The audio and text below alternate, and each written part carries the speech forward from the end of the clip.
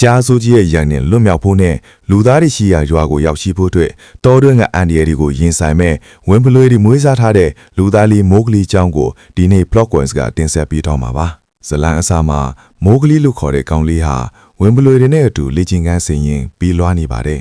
သူဟာတပင်ပေါ်တက်ပြီးဖြက်လန်းကနေတအောင်ကျူးစားပြီးမြင်တကိုင်းကျူးကြပြီးအောက်ကိုပြုတ်ကျသွားခဲ့ပါတယ်သူကိုကလေးဘွားတွေကကောက်ရခဲ့တဲ့ကြားတဲ့နတ်ကြီးပါဂီရာကဒါဟာတကယ်တမ်းအမဲလိုက်ခန်းနေရတာဆိုရင်မင်းအခုလောက်ဆိုအစားခံရပြီးတော့တတိပေးပြီးတော်တွင်ဥပဒေသားတွေကိုတင် जा ပေးခဲ့ပါတယ်တကယ်တော့မိုကလီကိုပါဂီရာကတော်ထဲမှာကလေးဘွားတွေကတွေ့ရှိခဲ့တာဖြစ်ပြီးဝင်းပလွေခေါင်းဆောင်အခေလာနဲ့မိခင်ဝင်းပလွေဒရက်ရှာရူထာမှာအနန်ပြီးဆောင်းရှောက်စီခဲ့တာပါမိုကလီဟာဝင်းပလွေမိခင်ရက်ရှာနဲ့ဖခင်အခေလာတို့ရဲ့ဆောင်းရှောက်ဦးအောင်မှာကြီးပြင်းလာခဲ့ပေမဲ့လူသားတယောက်ဖြစ်နေတာကြောင့်ဝင်းပလွေတဘာဝနဲ့အန်မဝင်းကွင်းမကြဖြစ်နေခဲ့တယ်ဗျာသူ့ရဲ့လူသားညံကိုတုံပြီးပြဿနာတွေဖြေရှင်းတတ်တာကိုအခေလာလာတဘောမကြပဲဝင်းပလွေတွေတဘာဝအတိုင်းကျင့်ကြံဖို့ဆိုမှတားမြစ်ထားပါတယ်ဒီလိုနဲ့အနေထိုင်လာခဲ့ကြရင်ຫນွေရာသီကိုရောက်ရှိလာခဲ့တယ်ဗျာຫນွေရာသီမှာရေတွေခန်းချောက်လာလို့တောတွင်းတတိဆန်တွေဟာရေအနှင်းငယ်သားကြန့်ရှိတော့တဲ့ငင်းချမ်းရေကြောက်ဆောင်စီစူယုံရောက်ရှိလာကရေအတူတောက်ဖို့စူဝေးခဲ့ကြပါတယ်ဒီလိုရေအတူတောက်ကြတဲ့အချိန်မှာအမဲလိုက်ခွင့်မရှိလို့ငင်းချမ်းရေကြောက်ဆောင်ဆိုပြီးခေါ်တွင်ခြင်းဖြစ်ပါတယ်တခြားရာသီတွေမှာလို့ပုံမှန်အတိုင်းအမဲလိုက်ခွင့်ရှိပါတယ်မိုကလီလည်းရေတောက်တဲ့နေရာမှာပါဝင်ခဲ့တယ်ဗျာထုံးစံအတိုင်းမိုကလီကလူသားတွေရေခတ်တောက်တလို့ပြုမှုခဲ့တာကြောင့်မွေးစားဖခင်အခေလာကတွေ့ရှိပြီးလူချင်းလူကြံမကြံဖို့တတိပေးလိုက်ပါတယ်တိမ်မကြခင်မှာပဲလူသားတွေကိုမုန်းတီးတဲ့ကြားကြီးရှေရခန်ရေတောက်ဆင်းလာခဲ့တယ်ဗျာရှေရခန်ကမိုကလီရဲ့အနံ့ကိုရသွားပြီးဖျက်တနာရှာခဲ့တယ်ဗျာမိုကလီရဲ့တည်ရှိမှုဟာတောတွေဥပဒေသားနဲ့ဆန့်ကျင်နေကြောင်းချင်းချောက်ပြောဆိုခဲ့တယ်ဗျာရက်ရှာကမိုကလီကိုကာကွယ်ပြောဆိုခဲ့ပေမဲ့ရှေရခန်ကတော့ဒရိတ်ဆန်တွေနဲ့အတူလူသားဖြစ်တဲ့မိုကလီကရင်တွဲပြီးရှိမနေသင့်ဘူးဆိုကအခုလိုရေရှားဖားနေချိန်ငင်းချမ်းရေးကာလာမှာမိုကလီကိုဘာမှမလုပ်ပေမဲ့မိုးပြန်ကြွတဲ့နဲ့မိုကလီကိုရှင်းပစ်မယ်လို့ကြုံဝါသွားခဲ့ပါတယ်။နွေရာသီကုံဆုံးလို့မိုးတွင်းကာလာရောက်ရှိလာခဲ့တယ်ဗျာ။ဝင်းပလွေအုပ်စုကြီးကလည်းသူတို့ရဲ့ခေါင်းဆောင်အခေလာထံကနေမိုကလီနဲ့ပတ်သက်တဲ့ဆုံးဖြတ်ချက်ကိုစောင့်မျှော်နေခဲ့ကြပါတယ်။ရက်ရှာကလည်းမိုကလီထွက်မရဖို့အရေးရတီပြောဆိုခဲ့တယ်ဗျာပါဂီရာကမိုကလီရဲ့အစံအန်ဒီကိုထဲသွက်ဖို့ကြားဝင်ဖြောင်းပြခဲ့တာကြောင့်ရက်ရှာလည်းဘာမှမပြောတာတော့ပဲအများသဘောကိုလိုက်ရောလိုက်ရပါတယ်ပါဂီရာကမိုကလီကိုလူသားတွေစီဖေးခင်ခင်နဲ့ပို့ပေးပါမယ်ဆိုပြီးရက်ရှာကိုကတိပေးလိုက်ပါတယ်ရှေရခန်ရဲ့ပြော့စကားကရှိထားပြီးသားမို့မိုကလီအနေနဲ့ဝင်းပလီတွေဘေးကင်းဖို့ကတော်ထဲကနေထွက်သွားဖို့ဆုံးဖြတ်လိုက်ပြီးပါဂီရာနဲ့အတူထွက်ခွာလာခဲ့တယ်ဗျာလမ်းမှာစင်းတုံနဲ့တွေ့တော့ပါဂီရာကမိုကလီကိုဦးညွတ်ခိုင်းပြီးစင်းတွေကတော်ထဲမှာလမ်းဖောက်ပေးသူတွေပဲမြေရေးတွေစီးစင်းအောင်လုပ်ပေးတယ်ဒီတော့ရဲ့အရှင်သခင်တွေလည်းဖြစ်တယ်ဒါကြောင့်သူတို့ကိုလေးစားရမယ်ဆိုပြီးတင်ကြားခဲ့ပါတယ်လူသားတွေနေထိုင်ရာနေရာကိုတွားနေတဲ့လမ်းမှာရွှေတဲ့ခန်းကကြားဖြတ်တိုက်ခတ်ခဲ့တယ်ဗျပါဂီရာကရွှေတဲ့ခန်းနဲ့တိုက်ခိုက်နေရင်ပြန်ဆုံမဲ့နေရာတစ်ခုကိုပြောပြကမိုကလီကိုထွက်ပြီးခိုက်လိုက်ပါတယ်ပါဂီရာကရွှေတဲ့ခန်းကိုမရင်နိုင်ပဲကြံရစ်ခဲ့ချင်းမှာရွှေတဲ့ခန်းကမိုကလီနောက်ပြေးလိုက်သွားခဲ့တယ်ဗျမိုကလီကထွက်ပြေးရင်ရေခမ်းနေတဲ့ချောင်းတစ်ခုတည်းပြုတ်ကျသွားခဲ့ပါတယ်မကြခင်မှာပဲကျွဲအိုကြီးကချောင်းထဲဆင်းလာခဲ့တယ်ဗျရွှေတဲ့ခန်းကကျွဲအိုကြားထဲမှာမိုကလီကိုရှာဖွေနေခဲ့ပါတယ်တွေ့ရှိလိုက်ချင်းမှာတော့မိုကလီက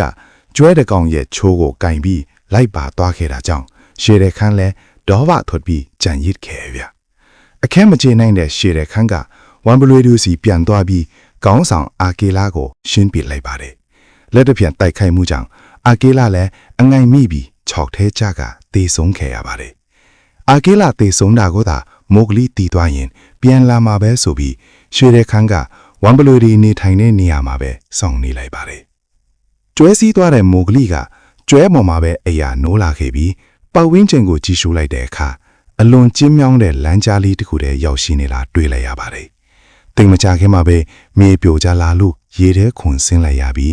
ရေစီးနဲ့မျောပါရင်တစ်ပင်ကပင်ကိုတွေ့ကတ်ကလိုက်ပါသွားခဲ့ပါတယ်။အဲဒီလိုနဲ့မေကန်တစ်ခုကိုရောက်ရှိသွားပြီးဘာဂီရာနဲ့တွေ့ဆုံမဲ့နေရာကိုရောက်ရှိသွားခဲ့ပါတယ်။ကြားနိုင်မဲ့ထင်သည့်ဘာဂီရာကိုအော်ခေါ်ကြည့်ပေမဲ့ဘာမှမထူးခြားပဲပိုက်စားနေတာကြောင့်တစ်ပင်ပေါ်ကအသီးတွေကိုလူချင်းကြံပြီးခူးလိုက်ပါတယ်။အတီးထိုင်စားနေတော့ရှုံကလေးတွေရောက်လာပြီးအတီးခိုးသွားလို့လိုက်ဖမ်းရင်းထူးထူးခြားခြားတိတ်ဆိတ်နေတဲ့ပတ်ဝန်းကျင်ကိုရောက်ရှိကမွေမားကြီးကားနဲ့တွေ့ဆုံခဲ့ရပါတယ်။မွေမားကြီးကားက ညင်သားနူးညံစွာပြောဆိုဆက်ဆံပြီးညိုးလာတွေနဲ့ပါညိုကန်ထားတော့မိုးကလေးလည်းကြောက်ရွံ့ကြီးလို့မလွတ်မရက်ညင်သက်နေခဲ့ရတယ်ဗျဒါပြင်ကားကမိုးကလေးရဲ့အတိတ်အကြောင်းတွေကိုပြောပြလာခဲ့ပါတယ်မိုးကလေးလမ်းဆောက်တက်ခါစားအရွယ်မှာပေါ့သူဖခင်ကခီးထွက်လာရင်မိုးချုံထားခဲ့တာကြောင့်ကူးတစ်ခုတည်းဝင်ရောက်ကမိုးကလေးကိုလုံးချုံတဲ့နေရာတစ်ခုမှာထားပြီးခီးတစ်ထောက်နာကြတယ်ဗျလူအနှံ့ရတဲ့ကြာဤရှေရခန်းရောက်လာပြီးသူဖခင်ကိုရန်ပြုတ်တိုက်ခိုက်ခဲ့ပါတယ်သူဖခင်ကမီးတုပ်နဲ့ပြန်လဲခုခံရင်အသက်ဆုံးရှုံးခဲ့ရသလိုကြာကြီးရွှေတဲ့ခန်းမှာလဲမီးတုပ်ကြောင့်မျက်နာမှာထန်ရရပြီးထွက်ပြေးသွားခဲ့ပါတယ်အခြေအနေတွေငြိမ်သက်သွားချိန်မှာမိုးကလေးလဲဂူအပင်ဘက်ကိုထွက်လာခဲ့ပြီးဘာဂီရနဲ့စတင်စုံစည်းခဲ့ပါတယ်မွေမကြီးကဇက်ကောင်ဖွဲ့ပြရင်မိုးကလေးကိုစားဖို့ဟန်ပြင်းနေစင်ပါပဲဝက်ဝမ်းကြီးတကောင်ရုတ်တရက်ပေါ်လာပြီးကားကိုတိုက်ခိုက်ခဲ့တာကြောင့်မိုးကလေးလဲတေဘေးကလွတ်မြောက်သွားခဲ့တယ်ဗျဝက်ဝမ်းကြီးပါလူးကမိုးကလေးရဲ့အသက်သခင်ဖြစ်သွားခဲ့တယ်ဗျပါလူးနဲ့မိုးကလေးတို့ဟာတငယ်ချင်းတွေဖြစ်သွားကြပြီးမိုးကလေးကသူ့ရဲ့လူသားညံကိုအတုံချကဘာလူးတွက်ပြားရည်တွေရှာဖွေပြီးခဲ့တယ်ဗျပြားရည်အရှာကောင်းတဲ့မိုးကလေးကြောင့်ဘာလူးလည်းအစဉ်ပြေနေခဲ့ပါတယ်ဘာလူးကမိုးကလေးကိုလူသားတွေနေထိုင်တဲ့ရွာကိုလိုက်ပြပြီးနှီးရဲတဲ့ပန်းပွင့်လို့ခေါ်တဲ့မီးအကြောင်းရှင်းပြခဲ့တယ်ဗျ။နာမည်ကနူးညံတဲ့လောက်သူ့နဲ့ထွေးထွေတဲ့အရာတိုင်းလောင်ကျွမ်းပစ္စည်းတယ်လို့ဘယ်တိတိဆန်ကမှမီးအသုံးပြုတဲ့လူသားတွေရဲ့ရွာနာကိုမကရဲကြောင်းပြောဆိုခဲ့ပါတယ်။မိုးကလေးကသူ့ရဲ့ဖြစ်စဉ်တွေကိုဘာလူးကိုပြောပြတဲ့အခါဘာလူးက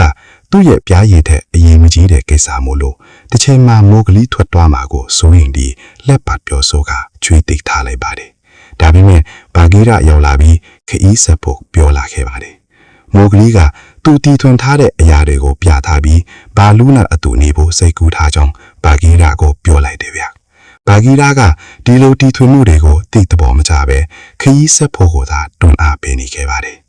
မိုးချုပ်တော်မှာဖြစ်လို့ခရီးမဆက်ပဲနောက်ရက်မှခရီးဆက်ဖို့ဘာလူးဝင်ပြောလိုက်တာကြောင့်ဘာဂီရလည်းလက်ခံပြီးတညအိတ်လိုက်ပါတယ်။နောက်နေ့မနေ့ဆောင်းမှာစင်းအော်တန်တွေစူးမြန်းနေတာကြောင့်မိုးကလေးတွားကြည့်တဲ့အခါစင်းပေါလေးတစ်ကောင်ကျွင်းထိန်ကြနေတာတွေ့လိုက်ရလို့သူ့ရဲ့နှွေကြိုးတွေနဲ့ကြည်ပြီးကဲတင်ပေးခဲ့လေဗျ။ဘာလူးနဲ့ဘာဂီရတို့လည်းမိုးကလေးကိုကြည်ပြီးအန်အော်နေခဲ့ကြပါတယ်။ဘာဂီရကအကူအညီတောင်းတဲ့အနေနဲ့မိုးကလေးကိုလူသားရွာကိုတွားဖြစ်အောင်စီယုံဖိကိုဘာလူးကိုတောင်းဆိုလိုက်ပါတယ်။မိုးကလေးရဲ့အကြောင်းဆုံးကိုပြောပြပြီးအာကီလာထိဆုံးခဲ့တဲ့အကြောင်းကိုပါဘာလူးကိုပြောပြလိုက်ပါတယ်။ဘာလူးလည်းမငင်းသားပြီးမိုးကလေးကိုတွားတွေ့ပြီးပြားရည်လို့ချင်လို့မင်းကိုအတုံးချခဲ့တာချစ်ကြောင်းငါတို့တွေဘယ်တော့မှသူငယ်ချင်းမဟုတ်ခဲ့ကြောင်းမပြောချင်ပဲရှောက်ပြောလိုက်ရတယ်ဗျ။အာကီလာထိဆုံးခဲ့ပြီးဆိုတဲ့အကြောင်းကိုတော့မိုးကလေးခန်းစားရမှာစိုးရဲ့တဲ့ထင်းချန်ထားခဲ့ပါတယ်။မိုးကလေးကစိတ်ဆိုးပြီးလင်းစင်ပေါ်တက်ထိုင်နေတော့